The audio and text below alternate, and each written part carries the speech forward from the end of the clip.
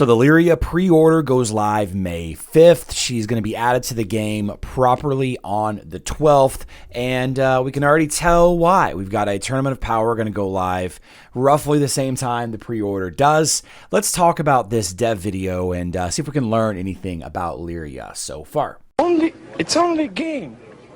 Why you have to be mad? What is up, heroes of Dominion? My name is Charlie. This is Hero War Central, and in this video, we're going to talk a little bit about the Dev Diaries, Lyria, and the Rock Adventure video. It's a nice little behind-the-scenes look at the development of Lyria and a couple of things showcasing her abilities, showcasing the upcoming event, how it looks. It looks like we're going to be getting away from the hero event launches that we've had the past couple of times with like Folio and Augustus, Ninja Turtles, and all of that. But in today's video, I kind of wanted to discuss a little bit about the hero Lyria and some of the things that we can kind of glean from this video that, you know, at first glance, maybe you don't notice, maybe you don't really care about it. But in the beginning of the video, they actually mention that she is undead. Lyria, they actually mention that she's undead. I think that they actually mean to say that Kira becomes undead.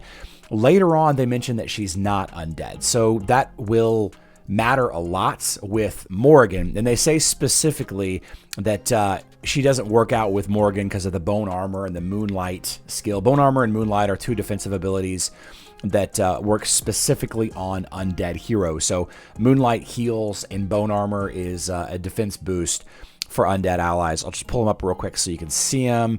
You can go look at them for yourself. Bone armor increases the defense of undead allies, armor and magic defense, not dodge, and and heals them. And then we have Moonlight that heals an undead ally if they drop below 20% once every 8 seconds, right? So they do mention that. So it looks like that Lyria is not going to be an undead hero. Now, as we continue into the next little bit, we get a little fight showcase. But before we go any further, you can see the aura on the ground. That's her dodge reduction aura, and you can see that she has 2 undead allies, Corvus and Morgan. Kira is only undead whenever Kira dies for the first time, and Dorian is not undead. So +2 undead allies.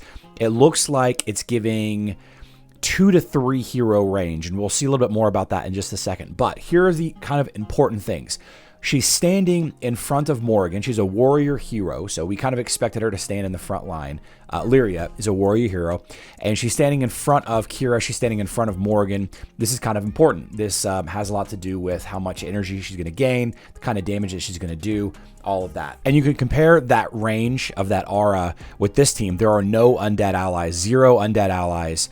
And you can see that it appears to be, it still appears to be pretty big, almost 2 heroes wide compared to, this. It obviously is smaller, but +2, -2, it doesn't seem like it's that big of a difference. It is obviously a little bit of a difference, but, it kind of matters. So then we kind of go into our first fights.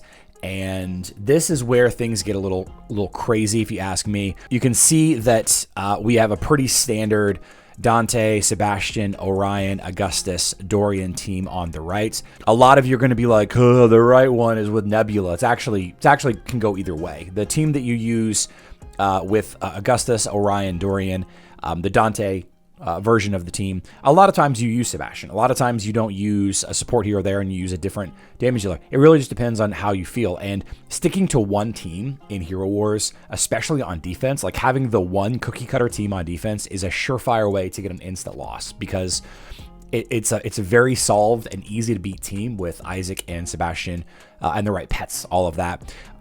So swapping that 5th hero slot, that support hero out, does make a huge difference. The problem is without Nebula, Dante's even weaker than he was before. Dante's pretty weak, and I'll stand by that statement. He's a passable offensive tank, and in this instance, he's really good because he provides the team with a little bit more defenses in the form of dodge, while also being able to potentially take out the important heroes that counter Augustus and Orion, which are the real heroes on the defensive side here.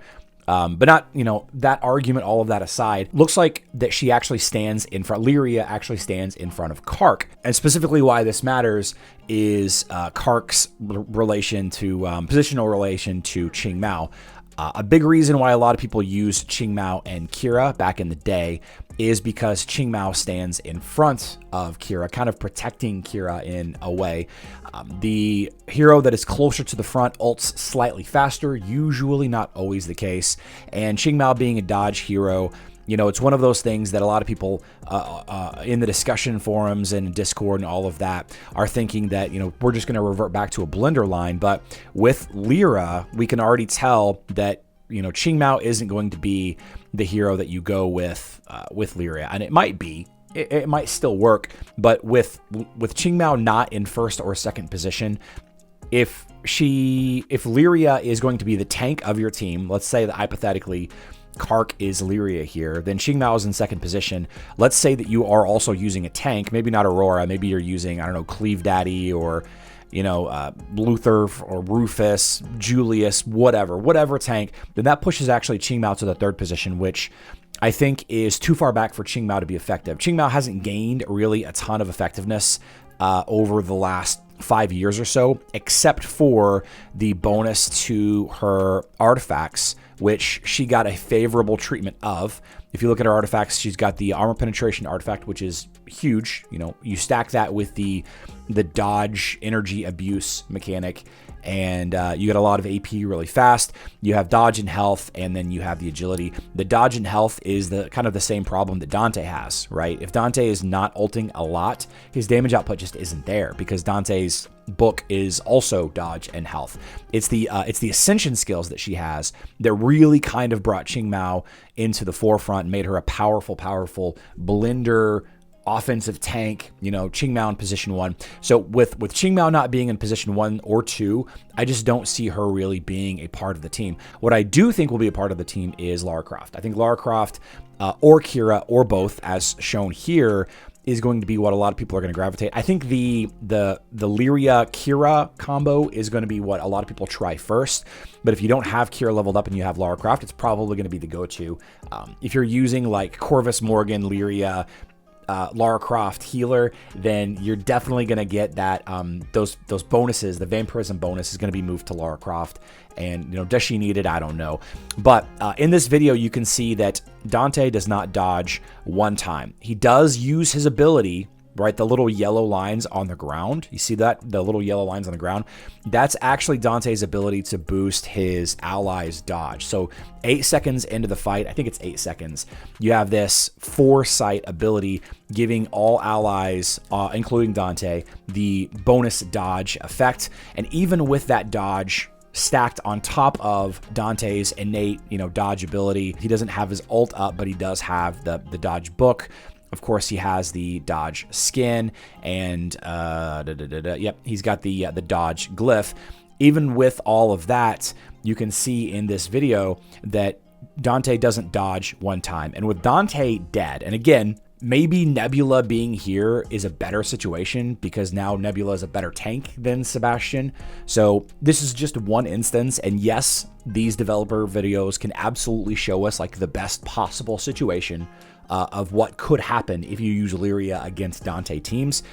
The problem with this team isn't necessarily Dante. It's Dante killing the heroes that counters Gus and Orion. And you can see the heroes on the left. You have two really strong heroes that counters magic or caster-based teams, those mage-based teams. You have Thea, which has a magic defense artifact weapon. You have Kira with the silence. And of course, you have Lara Croft with the stun, and you can see the enemy team is stunned right now. And so Lyria is going to, with Kark, it's going to finish this team off. The damage output from Orion's already pure, so you know we can see that the magic defense has already been lowered to the point that it should be effective, but it's not. Now we have a second team here. I'm not sure what hero is or what player is using these team on the right here.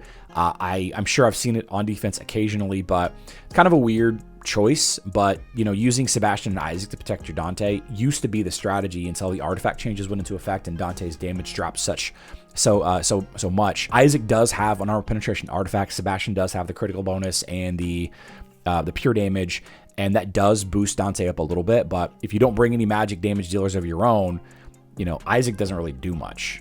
Sebastian is blocking the stuns and the silences. There's many heroes on the team on the left that have stuns and silences, I should say. But in this fight, Dante does dodge one time, and you can see, actually, let's go back to this other fight. So this other fight, you can see the dodge aura is all the way back here, right? You see that blue line right there? That's Lyria's dodge blocking aura. And in this fight, it's still pretty wide out there. Now, Dante does dodge once in this fight. I think it's right here. So he does dodge. Okay, so dodging still does exist when Lyria is on the field. So Lyria's aura is not like a 100% dodge reduction. Dodge is a percentage-based ability. It's kind of hard to say, but we have no artifact buffs on the right here, so no armor penetration, no physical attack. There's no nebula sphere boosting Dante, and getting hit by one of Dante's spears reduces your main stat by a lot. Lyria is strength, so it should reduce her health by a lot. And, she kind of stands up to it, no problem. Barely takes any damage. This is the problem with Dante, guys. Without buffs, Dante hits like a wet noodle. So he does dodge one time, but he's basically getting just chunked down without any issue. So then we showcase a third fight. And the reason why the developers showcased this fight is because of the statement that Michael makes. Michael is the developer, one of the developers for Hero Wars Dominion Era. They want to see Dante used as more of a marksman hero, a hero that does damage from afar, not necessarily like the default catch-all good offensive tank that he's being used as. Now, he says that there's a lot of people complaining about they need more ways to counter Dante, etc., etc., etc. And they show in this instance that with just Corvus, you see with just Corvus on the attacking team, there's no second undead ally. So with just one undead ally, the hero in the third position on the defending team or the attacking team, depending on how it's going, this is kind of a big deal that you need two undead allies to reach that third position. Okay, it's a very important distinction. One undead ally will only get the first and second position heroes on the enemy team, and you can see that right here, this visual, Dante is, it looks like he's standing in the aura, but I think in this example, well, he didn't dodge right there. Maybe he is in the aura and he's just close enough. I don't know. If only one, what I took away from this point is if only one undead ally is with Lyria, then the third position hero is safe from reduced dodges. But, Dante being that far back, it really lessens his effectiveness even further. You do have Nebula boosting them in the back there, but it's just, the attacking team, it's just too good here. You really want to use Morrigan. They didn't even finish the fight. You really want to use Morrigan against Rufus. I think that I probably would have used her as a tank instead of Corvus there, but that's a whole other argument. So they also mentioned specifically that the pre-order does go live on May 5th. So that's going to be very likely May 4th at 9 p.m. Central Standard Time in the USA, which is technically May 5th, 2 a.m. UTC. And then they also said that the event for Lyria is going to go live on the 12th, which will be the evening of the 11th in the United States, but early morning the 12th for that UTC time zones and throughout the world. So I actually think that Lyria is going to be a top 5, even a top 3 hero. It's an early statement, I know, but there's a video on screen now that talks about the top 5 heroes that every good Hero Wars player will need to invest in the long term in order to be effective versus the most number of teams. Check that video out now if you have time. I put a lot of time and effort into it. I love you all. Good luck in Dominion.